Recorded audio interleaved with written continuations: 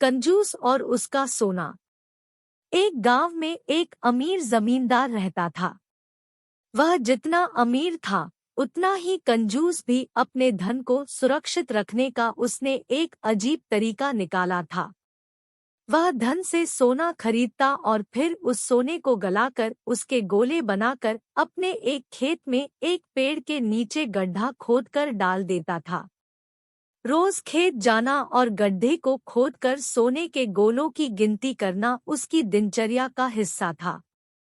इस तरह वह सुनिश्चित करता था कि उसका सोना सुरक्षित है। एक दिन एक चोर ने कंजूस आदमी को गड्ढे में से सोना निकालकर गिनते हुए देख लिया। वह छुपकर उसके जाने का इंतजार करने लगा। जैसे ही कंजूस आदमी गया, वह गड्ढे के पास पहुंचा और उसमें से सोना निकालकर भाग गया।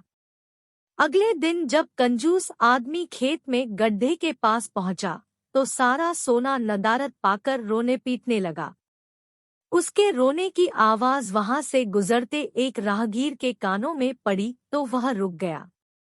उसने कंजूस आदमी से रोने का कारण पूछा तो कंजूस आदमी बोला, मैं लुट गया, बर्बाद हो गया। कोई मेरा सारा सोना लेकर भाग गया। अब मैं क्या करूंगा? सोना किसने चुराया? कब चुराया? राहगीर आश्चर्य में पड़ गया। पता नहीं चोर ने कब इस गड्ढे को खोदा और सारा सोना लेकर 9-2-11 हो गया। मैं जब यहाँ पहुंचा तो सारा सोना गायब था। कंजूस आदमी बिलखते हुए बोला, गड्ढे से सोना ले गया? तुम अपना सोना यहाँ इस गड्ढे में क्यों रखते हो? अपने घर पर क्यों नहीं रखते? वहाँ जरूरत पड़ने पर तुम उसका आसानी से उपयोग कर सकते हो। राहगीर बोला, मैं अपने सोने को कभी हाथ नहीं लगाता। मैं उसे सहज कर रखता हूँ और हमेशा रखता, यदि वो चोर उसे चुरा कर नहीं ले जाता। कंजूस आदमी बोला। यह बात सुनकर राहगीर ने जमीन से कुछ कंकड़ उठाए और उसे उस गड्ढे में डालकर बोला, यदि ऐसी बात है तो इन कंकड़ों को गड्ढे में डालकर गड्ढे को मिट्टी ढक दो और कल्पना करो कि यही तुम्हारा सोना है, क्योंकि इनमें और तुम्हारे सोने में कोई अंतर नहीं है।